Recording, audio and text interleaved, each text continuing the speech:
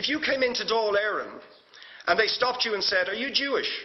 "Oh no, sorry, you can't come in through the same entrance as Irish people or European people because you're Jewish," you would call that racism and apartheid. But yet, you practice that. You practice that with your checkpoints and your military barriers and your apartheid wall. How can you justify that? I'm one of the people who thinks you should be expelled from this country, and I believe that that's nothing to do with you personally. It's to do with the policies of your state. And I think, along with Desmond Tutu, that the time for treating you as a normal state is over because you're not behaving as a normal state. But it is precisely because I'm opposed to racism that I oppose what your state is doing and what it stands for. So I just want to ask you a few questions. You have tried to cover over what you have done, the killings of innocent people in Gaza on 3 separate occasions over recent years, the seizure of Palestinian land and so on, by attacking Hamas.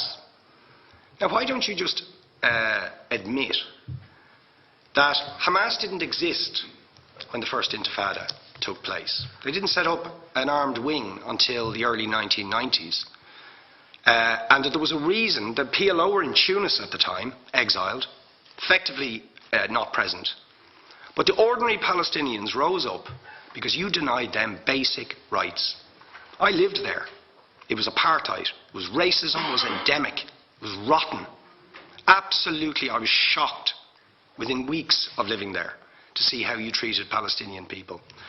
And isn't it the fact that the law of return, which is the basic law of the Israeli state, is a racist apartheid law because it confers rights on Jews that it denies to Palestinians? It allows, for example, if I was Jewish and had never stepped foot in Israel, I could claim citizenship there tomorrow, but 6 million people whose origins are in what you now call Israel, who were forced out in 1947 or 48, do not have that right. Isn't that part of the reason why the Palestinians are in dispute with Israelis? Because you deny them the right to return to their homes and to their land and to their villages, and that they have a legitimate claim, even under international law, to return, but you deny them that right. Why do you deny them that right? And why do you give that right to other people who have no connection whatsoever with the land, whether you call it Israel or whether you call it Palestine?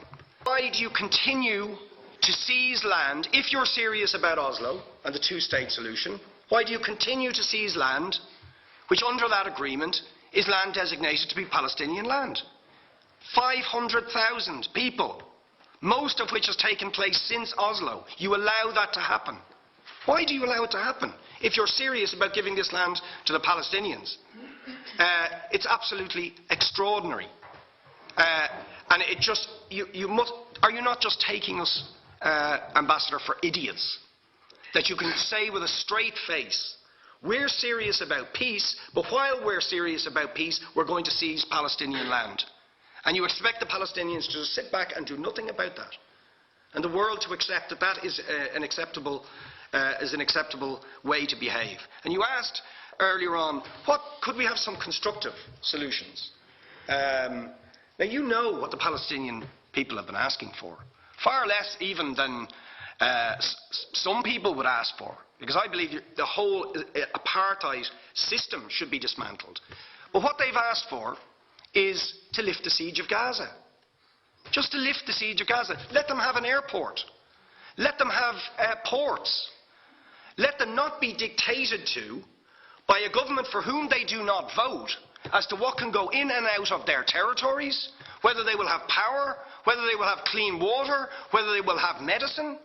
What makes you think you're allowed to have nuclear weapons and the 4th biggest army in the world and visit destruction on the people of Gaza, but they have no right to defend themselves? How do you justify those double standards? And very lastly, Ambassador, people like Bishop Tutu, Nelson Mandela, and I would certainly describe your state as an apartheid state, with different laws for people depending on their race or religion. Now, isn't that just the case? That, for example, at checkpoints going into the West Bank, there's a channel if you're Israeli or European, and there's a channel if you're Arab. Just because you're Arab. If you came into Dáil Éireann and they stopped you and said, are you Jewish? Oh no, sorry, you can't come in through the same entrance as Irish people or European people because you're Jewish, you would call that racism and apartheid. But yet, you practice that. You practice that with your checkpoints and your military barriers and your apartheid wall. How can you justify that?